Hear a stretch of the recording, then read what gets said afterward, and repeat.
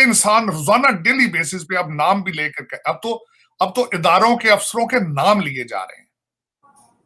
इस इंसान के पास कौन सा ऐसा लाइसेंस है जो आज तक 75 साल में किसी पाकिस्तानी के पास नहीं रहा? मुझे ये क्वेश्चन मेरे ज़हन में, ये बहुत बड़ा एक क्वेश्चन है कि इस इंसान को क्या कौन सा एक ऐसा लाइसेंस दे दिया गया है कि ये जिसके नाम मर्जी लेकर बदनाम करे, तबाह करे, चैलेंज करे, और इसको ये हर चीज से मुबर रहा है।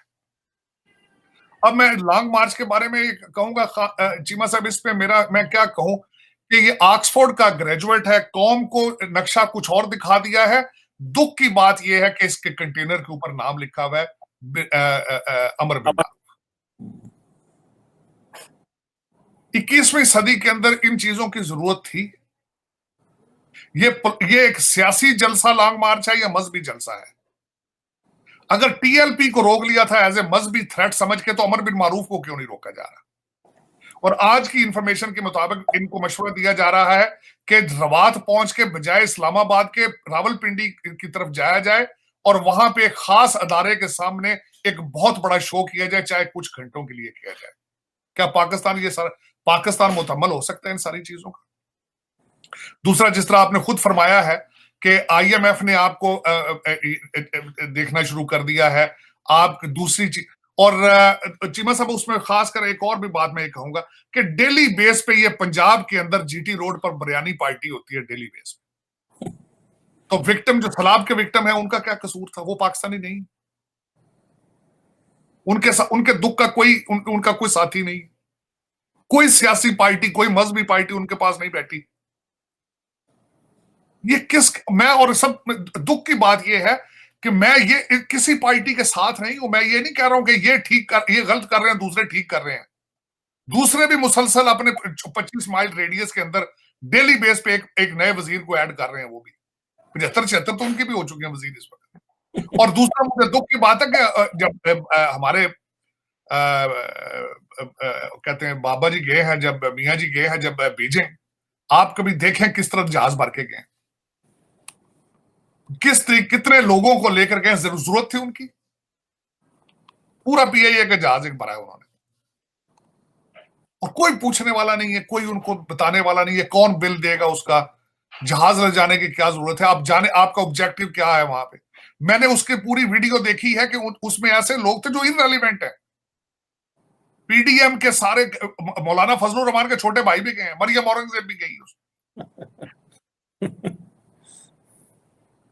मेरा ये क्वेश्चन, ये 75 साल, मैं आज बल्कि दुख के साथ एक ट्वीट की है और मैंने कहा खुदा के लिए, मैं क्या 75 सालों के बाद अब पाकिस्तान बना लो यार, अब थक चुके हैं लोग, थक चुके हैं लोग अब इससे ज्यादा। और दूसरा एक चीमा साहब, मैं एक और भी बल्कि मेरी तो रिक्वेस्ट इसी बात पे होगी, इदारे हैं जो कुछ भी है, सारा कुछ जो ड्रामा पाकिस्तान में 75 साल से हो रहा है, अगर इसके साथ लोग हैं तो इसको हुकूमत दो यार, लोगों को सबक सीखे। वो भी उन्होंने 3.5 साल 4 साल में कुछ नहीं सीखा उस्मान बुजदार से, तो 4 साल और दे दें इसको। 75 साल में आपने कौन कौन से ब्लंडर नहीं किए, एक ब्लंडर मजीद से क्या फर्क पड़ता है? क्या फर्क पड़ता है? इसका भी शौक पूरा कर ले। अगर अवाम साथ है, अगर उसको इतना घमंड है कि मैं ही वाहिद अमीरुल मोमिनीन हूं, मैं ही सिर्फ पाकिस्तान बचा सकता हूं, तो देन चाबियां इसको इस्लामाबाद की। ये अगर नहीं है तो फिर अरेस्ट करें, पकड़े इनको। आप तबाही का, बर्बादी का इंतजार क्यों कर रहे हैं? ये मेरे लिए मैं इसको लॉन्ग मार्च तो खैर नहीं कहूंगा, मैंने कहा ये इवनिंग वॉक है, ये एक ड्रामा है। रोजाना शाम को एक नए शहर में किया जाता है, 10 किलोमीटर किया जाता है, उसके बाद रोक के फिर वो जो जाने वाले लाहौर चले जाते हैं और दूसरे कौम वहीं बैठती है और अमर बिन मारूफ का रेड़ा सुबारा उठा के, जिस तरह वो होता था ना, वो रोमन क्या था वो, एक बहुत बड़ा उन्होंने एक बनाया था घोड़ा जिसके अंदर कैदियों को डाल के ले जाते थे तो सुबह घसीटते हुए। ये तो बिल्कुल उसी तरह हेलन ऑफ ट्रॉय, वो सुबह फिर घसीटते हैं, अगले शहर में ले जाते हैं। आज गोंदला वाले चौक में जाके ड्रामा करेंगे, गुजरांवाला में, आप सुना यही।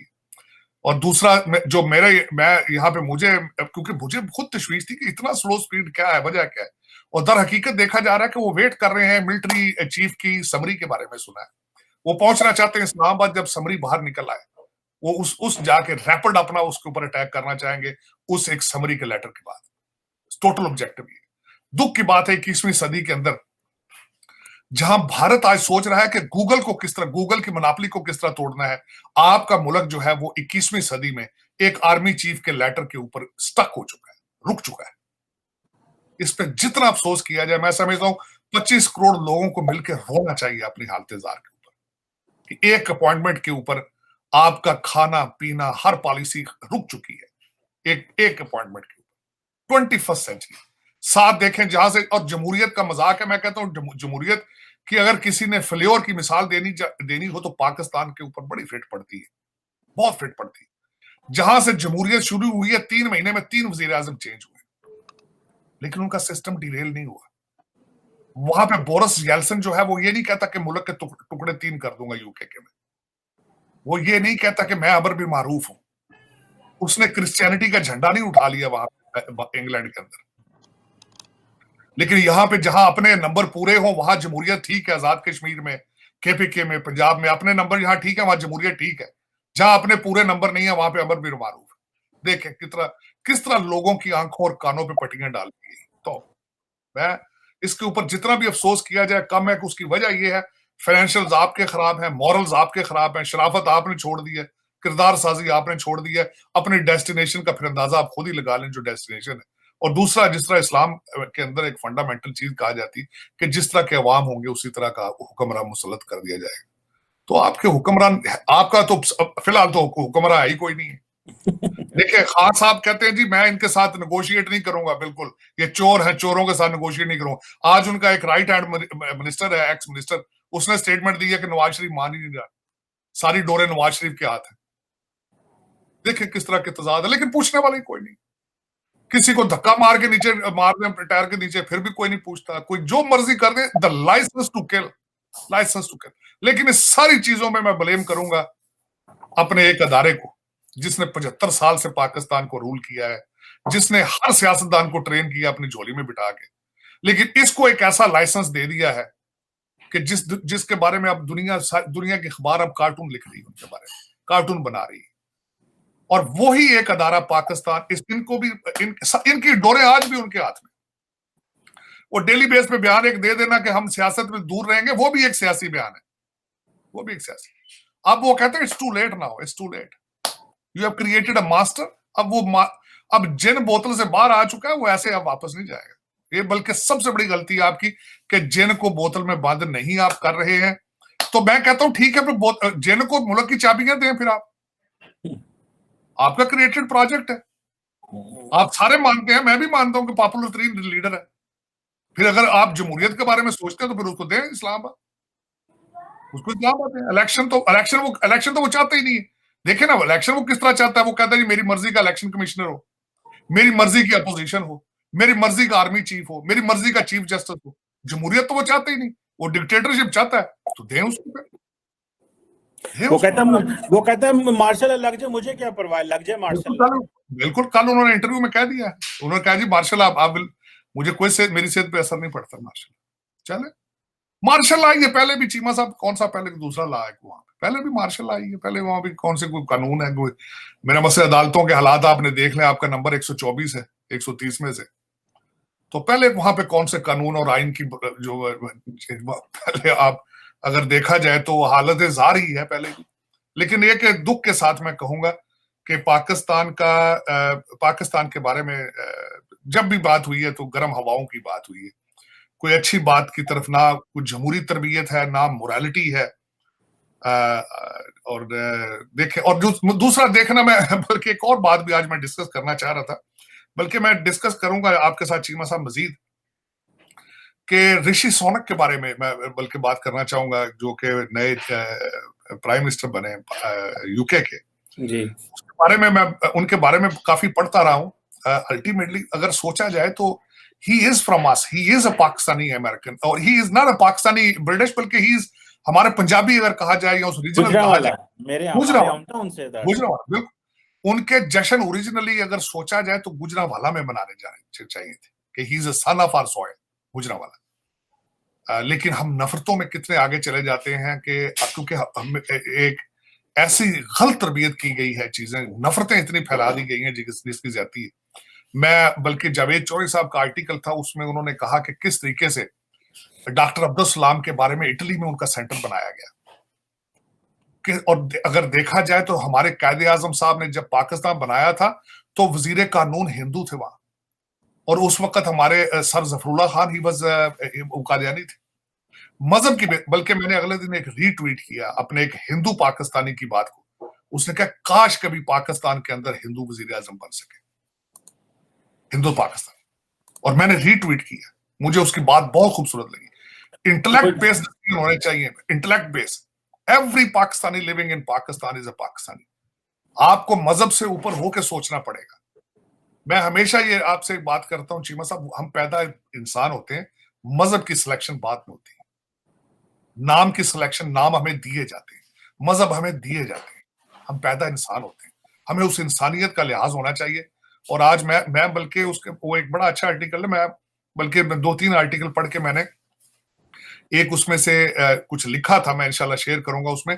उसकी वजह ये है कि we have to grow up, हमें इन चीजों से अबव होकर सोचना पड़ेगा, तभी तरक्की हो सकती है। नफरतों में से कभी कुछ नहीं निकला। आपने 75 साल नफरतें करके देख ली, आपने 75 साल दहशतगर्दी को बेच के भी देख लिया है, तो क्या हुआ है उसका रिजल्ट? जो आग आप पड़ोस में लगी उसमें शामिल हुए पैसे बनाए, वो आपके पास घर वापस आ गई, ये पटाखे सारे वापस आ गए। आपके आज हालात देखें, अफगान, आपने हाफ सेंचुरी आपने अफगानिस्तान को दी, हाफ सेंचुरी, और आज अफगानिस्तान के अंदर आपके लिए इतनी नफरत है जितनी बांग्लादेश के अंदर नफरत है। तो आपने हर चीज करके देख ली है।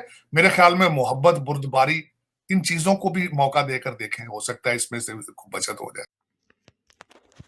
दोस्तों, इमरान खान सत्ता में आने के लिए जो तरकीबें अपना रहा है उससे पाकिस्तान में फिर से भूचाल आ जाएगा। ऐसे स्टेटमेंट अब इमरान खान की तरफ से आ रहे हैं कि पाकिस्तान अब टूट सकता है, और ये बयान देते वक्त वो ये बोल रहा है कि पाकिस्तान आज कर्ज में पूरी तरह से डूब गया है और अब शहबाज शरीफ भीख मांगने के लिए चीन गया है। ऐसे फैसले लेने के बाद कुछ ही समय के बाद पाकिस्तान पूरी तरह से बर्बाद हो जाएगा, ऐसे स्टेटमेंट इमरान खान दे रहा है। ये सत्ता में आने के लिए अब लॉन्ग मार्च कर रहा है, और इस लॉन्ग मार्च में लोगों को भड़काने के बाद ये बीच से ही गायब हो जाता है। अभी इसके लॉन्ग मार्च के कारण ही एक पाकिस्तानी पत्रकार महिला की मौत हो गई, जो इसका इंटरव्यू लेने इसके लॉन्ग मार्च में गई थी। कल तक बाजवा की हाँ में हाँ मिलाने वाले इमरान खान आज बाजवा के साथ पाकिस्तान की खुफिया एजेंसी ISI को की भी पानी पी पी कर कोस रहा है। इमरान खान ने पहली बार अपने ही आर्मी चीफ और ISI चीफ के खिलाफ सार्वजनिक मंच से बयानबाजी की है। इमरान खान ने पाकिस्तान सरकार और बाजवा के खिलाफ लॉन्ग मार्च निकालकर पाकिस्तान में बड़े फसाद को न्योता दिया है, और इसकी बेफजूल बातें और पाकिस्तान में आने वाली बड़ी समस्या वहां के लोगों के लिए ठीक नहीं होगी। ये एक दूसरे को नीचा दिखाने के चक्कर में वहां की आवाम के साथ खेल खेल रहे हैं। इमरान खान मौका ढूंढ रहा है कि शहबाज शरीफ को कुर्सी से कैसे गिरा दो, और अब हालात ऐसे हो गए हैं पाकिस्तान के कि इन्हें वहां की आवाम की नहीं, सिर्फ अपनी कुर्सी की पड़ी है। पर देखते हैं इसके स्टेटमेंट में कितनी बातें सही साबित होती हैं।